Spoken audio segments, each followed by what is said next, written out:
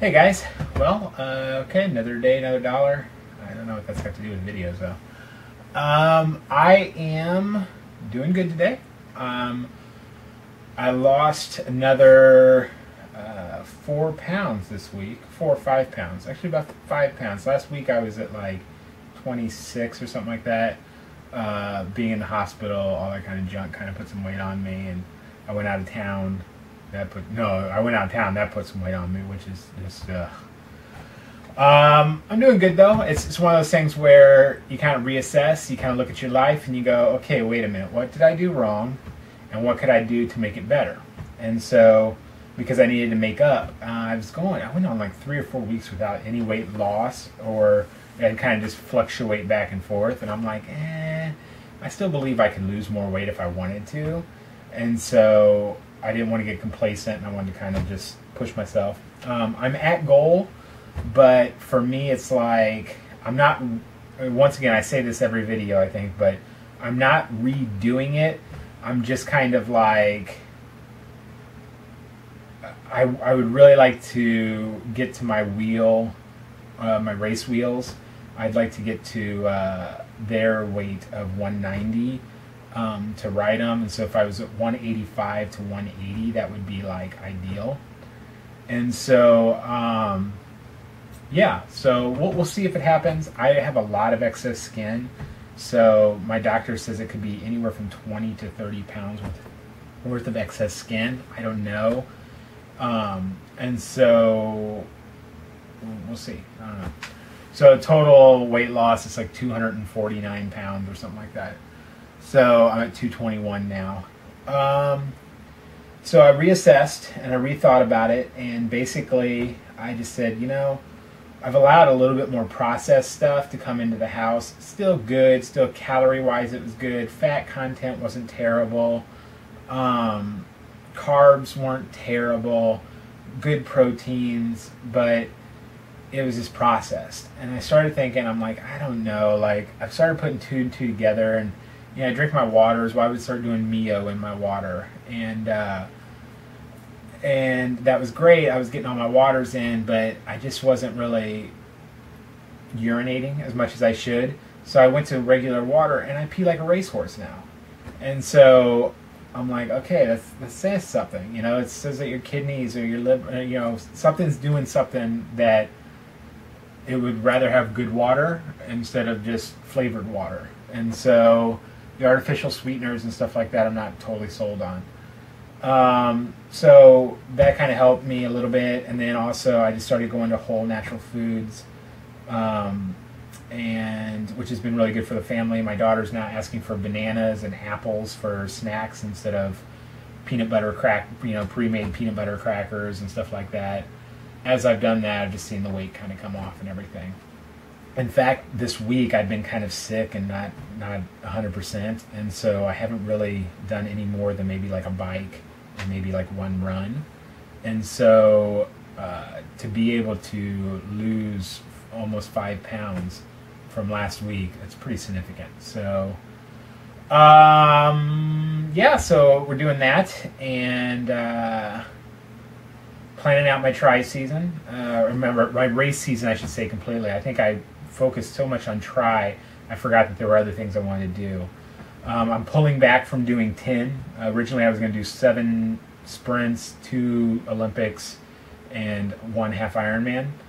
Now it looks like I'm doing maybe 2 Olympics, 1, maybe 2 sprints, and then a half Ironman, because I want to do at least 1 5K, if not 2. I want to do the one that I did last year that I got second place to this medal. I want to do that one again, and then I'll probably do the turkey trot again. This is the new number. If you've been paying attention to my numbers, it's the new number. I just hung up, and that might be all I do. So that's like November, and this is May, and so I think that those would be okay for me to do. And then I'm doing, I think the first weekend of April, I'm doing my first half marathon, and then I'm doing another half marathon with my team. I'm actually going to give up the Chicago Triathlon, which is a big one that I wanted to do. I had several people that wanted to do it, but I think I'm just going to go cheer them on Saturday because they're going to do the sprint. The sprint's on Saturday, so I'll go cheer them on. And so I'm going to probably do that one, and then I don't know what happens after that. I might do I'm still deciding. I have to decide today, actually. The race that I originally told everybody about, where the guy that wins the race used to make fun of me because I was fat and stuff like that, and I want to go win the race. That's the same weekend as my one club that I'm doing the half marathon with. They train for 12. They do a 12-week program, and then they race a race that weekend up here in Chicago.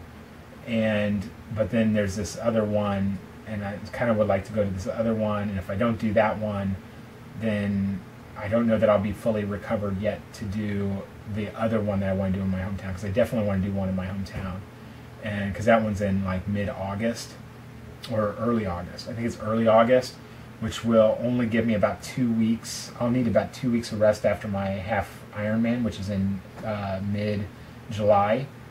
And so it won't give me very much time to prepare for it. It is just a sprint distance, so it's not like it's the end of the world. But, yeah. So, anyway, that's a whole lot of race information that probably 3/4 of you could care less about.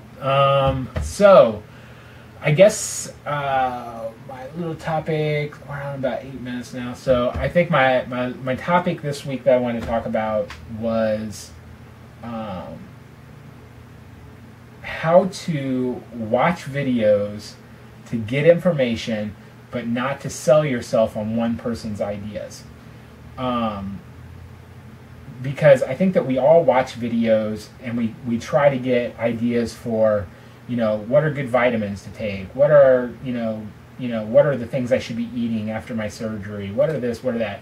And I think that what I've been noticing lately is that there are a lot of people that are really far out in their surgery, maybe a couple years to 3-4 years, and they have thousands of subscribers.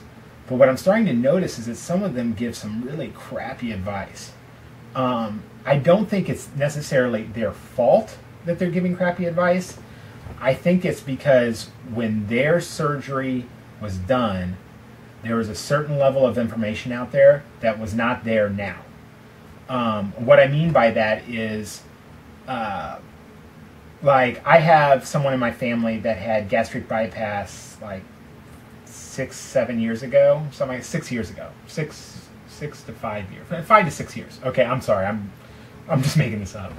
About 5-6 years ago, they had gastric bypass, and at that time, their surgeon gave them no instructions for vitamins at all. Like, it wasn't even, take a daily vitamin, take a Flintstone vitamin, nothing like that.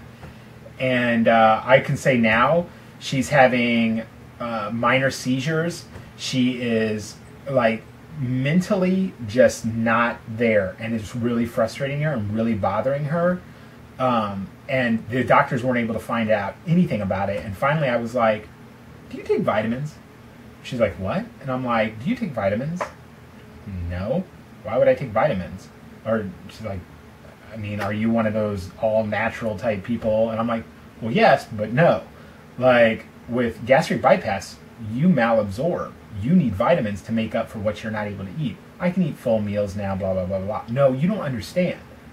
Like, you still malabsorb. Yes, you do. You had a section of your stomach, like, is not really there and not absorbing food anymore for you. It's just giving you juices. You have a good portion of your intestines gone. Everything's rerouted. You're completely different. You malabsorb. You need to get tested to see if you have deficiencies. So finally, after talking to because she's a family member of a family member type thing, so after talking to the person that's actually related to me, that's related to her, she said, okay, I'll go take care of it. And she basically said, you're going to go get tested. And so she got tested, and sure enough, she is like wicked malabsorbed. or wicked malnourished. And so they're starting her out, but they're like, at this point, there's nothing. Like her neurosurgeon was like ticked off at her because she hadn't been he's like, if you would have told me that you were a gastric bypass patient, we would have, months and months worth of tests. I could have circumvented, started you on a vitamin regimen, and maybe or maybe not we'll see better. But right now, you're probably up a creek with no paddle, because you're so far out and you're so malnourished and everything, that we can get you nourished and we can get you up, your levels up and everything, but to fix the damage that's done probably won't happen. And so that's why I'm always real hardcore with people on taking your vitamins, because you may not see the damage now. Some people are like, oh, if I don't take my vitamins, I start to feel sick. But you might not feel sick. But in 4 or 5 years, you may be just a walking zombie. You never know. So take your vitamins.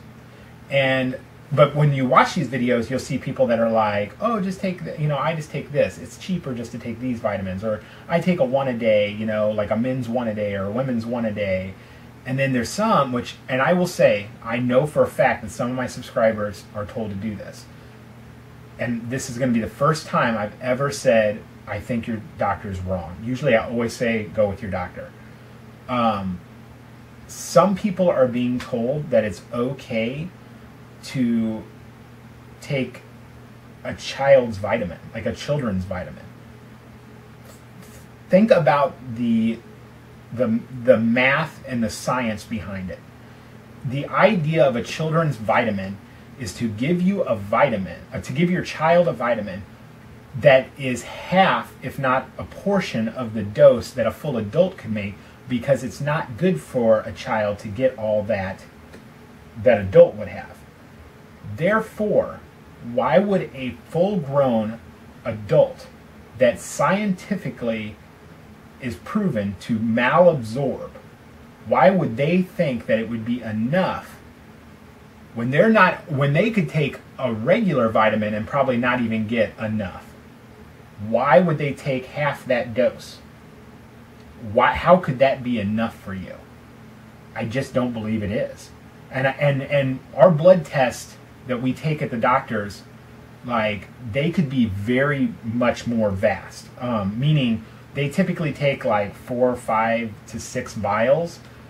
To get a real good workup, I think it's what was I doing my research? I read from multiple places that said a full workup should be somewhere 10 to 15 vials to just test for every little individual thing. And so I'm like, oh, snap. When they send me something, they send me a thing of 6 things, which is my iron, they test my protein, my iron, my calcium, and then some other stuff. And, ones that they deem are kind of B12, stuff like that they deem kind of to be important. And those are the ones that you really need to make sure that you're not malabsorbing on, but there's other little things. And so, for instance, I had a magnesium deficiency, but they don't really test for magnesium. And so, unless I ask them to. And so I started taking magnesium. AFib went away. Whoa, so stuff like that. So when people are suggesting that, hey, these are the vitamins you take, take these Flintstone chewable vitamins, or take these, kids chewable gummy bears and stuff like that, I just don't believe that that's good for you. But there are people out there that are telling you that that's okay.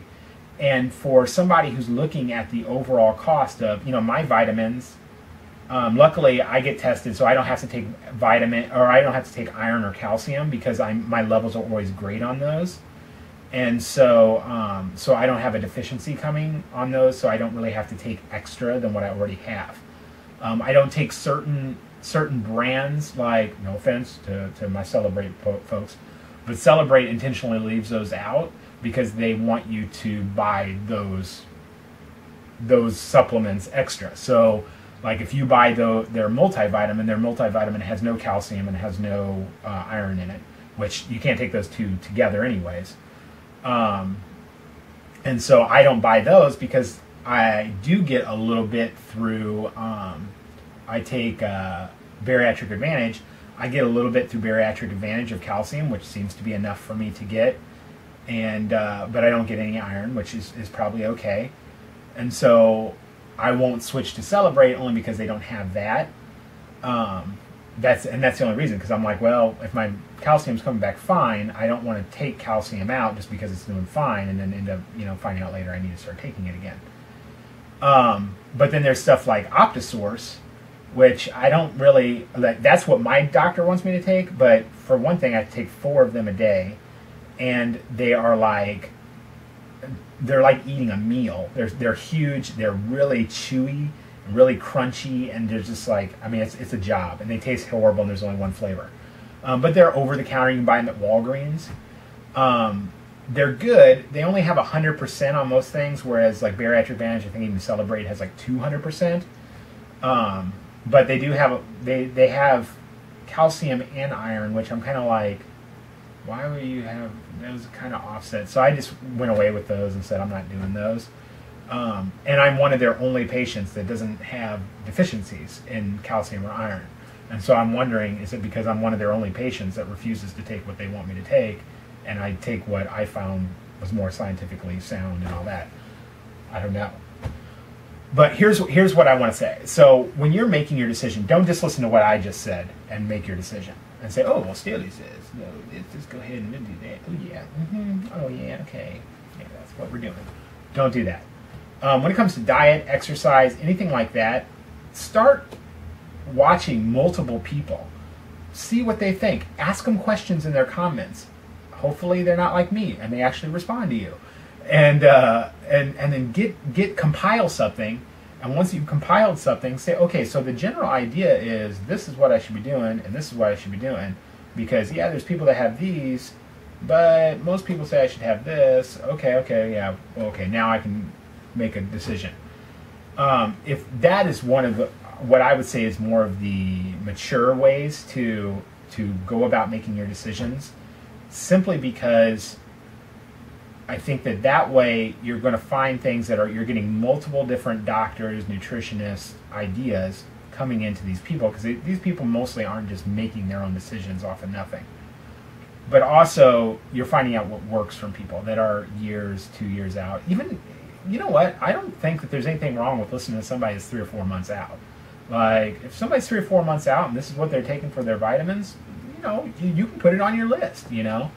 I don't think that somebody, just because it has to be a year out to have a good sound decision on their, you know, on what's good for gastric bypass or the switch or VSG or MSG or lap band or whatever.